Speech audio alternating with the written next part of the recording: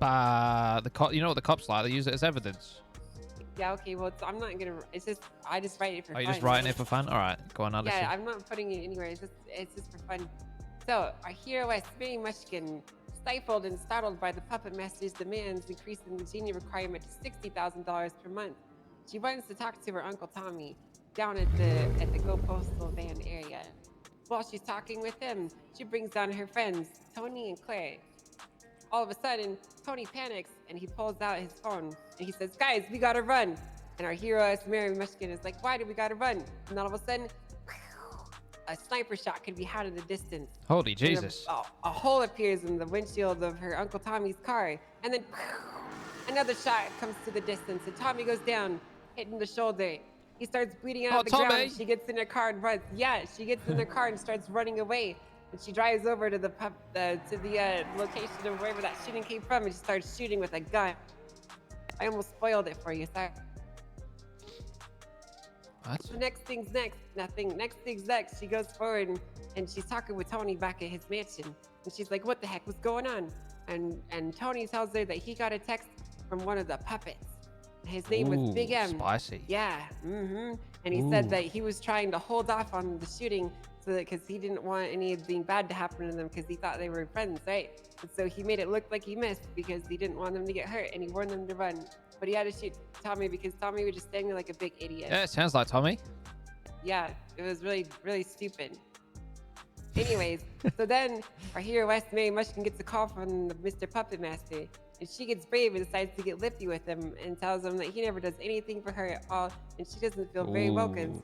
Yeah, and he does not like that. And he says that, he could maybe make some arrangements for her. And so she's like, "Oh, cool. I'm probably going to get something really cool. Maybe a pat on the back. Maybe something awesome." And so she goes really happy about her day. But little did she know, that was actually not what was about to happen. End chapter 1. You want to hear the next chapter? Yeah, that chapter was pretty good. Let's see the next one. Okay. Next chapter. Let me see here. Find it here in my notes.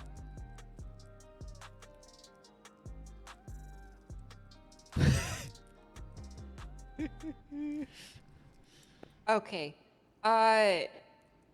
So next thing's next. Our hero Mary Mushkin goes to work down at the tuna shop. And while she's hanging down at the tuna shop, she gives an impassioned speech to all the racers because there's been a really big uprising in the racer scene. And she shut down racing for 48 hours with her Uncle Eddie. Well, that did happen. She gives a really big speech to everyone. Well, yeah, but this is like a fan fiction, right? This is a different version of it, all right. This is a different version, right? She gives an impassioned speech to everyone. As soon as the speech is over and she starts voting for what the future will be, she gets a call from the Puppet Master again. And he wants information. Apparently, someone stole a bunch of parts from one of his shipments. And now the genie price is falling all across the city. And he wants to know who did it and why. Next thing she knows, a giant bomber is flying over the tuner shop. And it lands down at the airport. And then it takes off again. A bomber. Okay, that's a bit far-fetched, Mary. Bomber. Well, tone it back a bit. It's been good up to now. Tone it back. I can maybe write down the notes. But a bomber, okay? That's how I have it written here, okay? A bomber flies over and lands at the airport. Work, wise guy. And then it takes off again, flying off in the distance. And the Puppet Master calls her again, and he says that he can the make 5 his months hard with a military T pilots at 3. fly very high. 6 months. High enough that she doesn't really see them, and that she shouldn't worry about them for now. But he needed information. So Mary, panicking, calls up Marlowe, who says that he was the person that sold a bunch of parts to Benny's, and she wants to know who he got the parts from, but he won't tell her who did it. And so she freaks out, and she starts thinking she's gonna die because the Puppet Master told her that she better find out who did it, or there's gonna be consequences. And chapter 2. You wanna hear the next one or no? Yeah. Okay, start chapter 3. So then, Miriam decides that she really needs to get some bigger firepower to take out some of these guns or some of these planes. So she gets a call from a shadowy organization that says they can sell her the weapon to take that stuff down. And so Mary goes and asks her Uncle Rami, who was in there to buy a car from her, if she can give him $100,000. And he says yes, and he gives her $100,000. And then she goes up to the middle of the mountains and up to the mine fields where there's a bunch of quiet people just hanging around there, standing silently, looking at her. She walks up to the door and approaches the guy who's just standing there and gives them $100,000 in briefcases. And he moves aside. Yeah, she goes inside all the way into the mine. And there's a shadowy figure there holding an RPG. And he My says, lord. He says, do not miss. And then he gives her the weapon and she leaves. Okay. Pretty cool, Yeah, right? RPG, yeah. Yeah, an RPG. It's pretty freaking awesome. So then our hero West takes back to the tuner shop and she shows her Uncle Rami and she shows all of her other friends the new weapon that she got and that she could take on the Mr. Puppet Master if it ever came down to that with the weapon. And so they all thought that was really, really, really, really cool. And they told her not to show anyone. And she said, okay, I won't show anyone at all. I'll keep it our secret. Next thing you know, she gets a call from Big Am, one of the puppets. Oh, one of the puppets. Big. One of the puppets. Ayum. Big Am. And he's crying. He seems really sad. He's crying? He's telling her, yeah, he's crying. He's all sad. He says, hey, Red, I'm not doing too good. I'm in a really bad spot. I need your help. And he confesses to her. Apparently, he stole all the parts from the puppet master himself, and he gave them to Marlo so that he could sell them. And so Marlo sold the parts and was trying to keep Big M's name safe, but he wanted her help. And Mary knew how bad that was, and so she didn't want him to get hurt. He seemed like he was pretty down bad about the whole thing.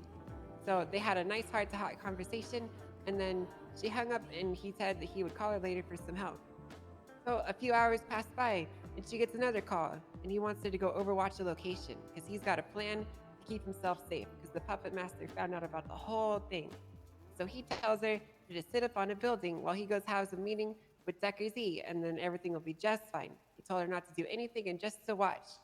So while she's sitting up there on top of the apartment building, Decker Z and Big M have a meeting, and he's got his cool McLaren Santa that, which looks really awesome, and she thinks it's just so cool. Ooh. Yeah, really, really cool. But while she's watching them talk to each other, two mysterious people walk up to her car, look at it, talk to each other, and then walk away. And then 1 minute later, crack! What? Yeah, bang, they both go down. They both got shot right in the head by a sniper rifle. No! Decker Z and Big M both get shot by a sniper rifle, and they fall to the ground. No. Take that part out. Yeah. Why? Why they gotta die? Well, They gotta get shot. I mean, they don't die. Oh, they don't Not die? yet. Okay, that's right. You're just assuming things. Okay. So Mary runs down. She's all scared and whatnot. She's got her RPG ready to blast the hoe because she paid a lot of money for that thing and she was ready to do it. She heard some guy get on a jet ski and disappear out of the area, but she couldn't find him. So she runs over and drives over to their bodies on the ground to see if they're okay. Unfortunately, Big M had a big hole straight through his chest, and you could see his organs kind of spilling out and all of his blood all over the ground. And he wasn't talking anymore. But Decker Z was unconscious too, and he was bleeding all over the place. And then they get put in the ambulance and they drive away. End chapter. You want to hear the next chapter? Yeah. Okay. So next chapter, Red Devil is all sad about it. She goes to the hospital and she can't find them there. So she goes back to the initial scene where they got shot at. There's a bunch of police cars. Apparently, they found the McLaren Senate and then the car that Decker Z drove up in. And while she was just kind of chilling there, one of the police officers came up to her and asked her how she was doing. And she was kind of in a bad spot because she was in her car and she kind of had only a half-assed disguise on, and she didn't want them to know who she was. So, considering that she just saw her best friend get shot in front of her and another guy that she really looked up to, she decided to call herself Lil M. And so she put on a voice changer and was like, remember the name, it's Lil M. And then she drove away, off into the sunset. And then she went to the hospital and they were both dead. That's all I got so far. What? Yeah, that's where I stopped writing. What do you think? That's a great story. Has a lot of weight to it. Yeah, it does, doesn't it? So what happened yesterday? Nothing. Okay. Oh, I Yeah, forgot to mention I was doing a spin-off too. A spin-off? Yeah. Well, there's two endings to this next part, okay? Because this is the final chapter, but there's two ways it goes. you want to hear it? Yeah, yeah. All right. So this is the first ending, okay? So Mary Mushkin meets up with Tony and Dean Watson, who have all been trying to figure out this entire situation back at the manor. While she's sitting there talking to them, Mr. Watson comments on how much he doesn't like the Mr. Puppet Master because he's trying to take over his city. And Mary says that she doesn't like Mr. Watson, but she would help him keep control over the city if it meant that the Puppet Master didn't have to have any control over the city anymore. So then she gets a call from Killer Man Shanks, who has been tweeting out and putting all sorts of messages all over the internet about how he didn't like the Puppet Master anymore. And Mr. Shanks wanted to meet up with Red Devil to talk about what was going on. And so Red was really scared and she didn't know who to trust anymore, so she brought all of her friends as backup. She goes to talk up to him in Sandy Shores. And while she's talking with him, all of a sudden a jet starts flying over the area. And she points it out and he doesn't seem to react to it. She's like, whoa, look at that jet, Mr. Killerman Shanks. There's a jet, look out. And then all of a sudden, it opens up on them both and they both run flying for cover. And one of the cars explodes. And then it crashes into the ground next to them. And there's nothing but silence in the area. There's burning cars and flames spread across all of the lands. And they both tried to figure out what happened, but all of a sudden, another one comes. And so there's another jet flying around the area, shooting at them. And Red gets in her car, and she starts driving away, while all of her backups start shooting at the jet with AK-47s and stuff. And she's like, oh my God. Holy fuck. And then they shoot it down, and it blows up and hits the ground. And then she gives Mr. Man Shanks the ride back to the apartment. And that's basically it. That's all I got for that one. Kind of like the retaliation. That's a bit fucking wild. Yeah, it's pretty wild, isn't it? Do you want to hear the other one? Sure. Hey, what's good? Yeah. Hey, what's up? Hey, what's going on? I was just cool story. I like it. Thanks, it is pretty cool. It's a bit wild. I like it though. A lot of moving parts. Yeah. So in the other story, I'm really excited. I just wanted to say it, okay? In the other story, she gets a call from Lucas, okay? She just came back to the tuner shop and it was completely dark, okay? And there was a sign on the front that said, if you know, you know. She goes inside and it was completely dark. The power was out. She's panicking because there should be someone here. It's daytime, but there's not a single soul in sight. So she starts clearing out the entire tuner shop with an Uzi, but she doesn't find anyone. Yep, she doesn't find anyone. And while she's talking on the phone with Lucas, she's like, oh, I guess it was nothing.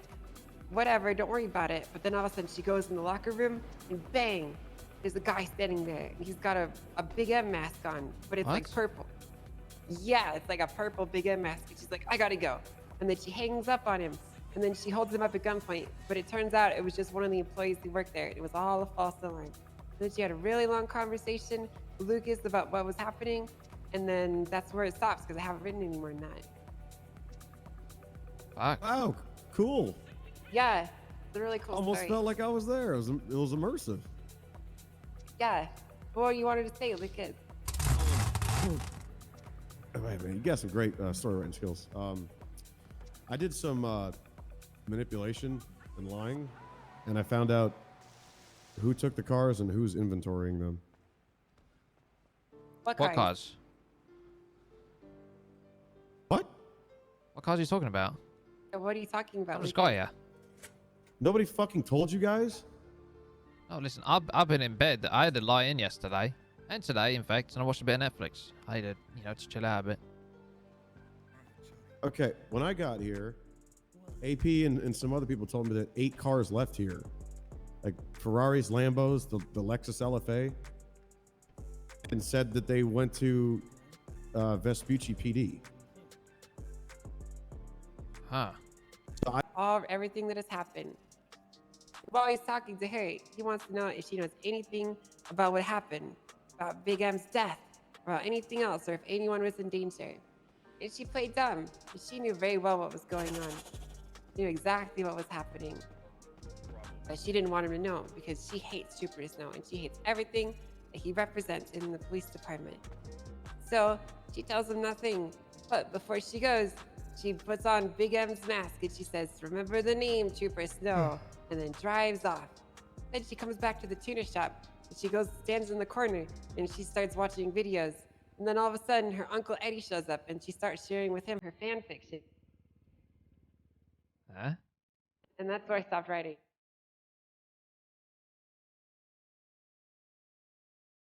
I think the ending could use some work on it. But So still. is this like an Inception? Wait.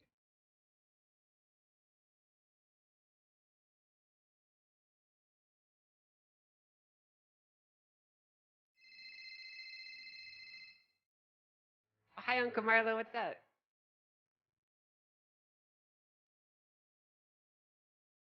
Is this a diary? Backtrace what IP? I asked you to find out what? What did I ask you? About Benny's? I asked you something about Benny's.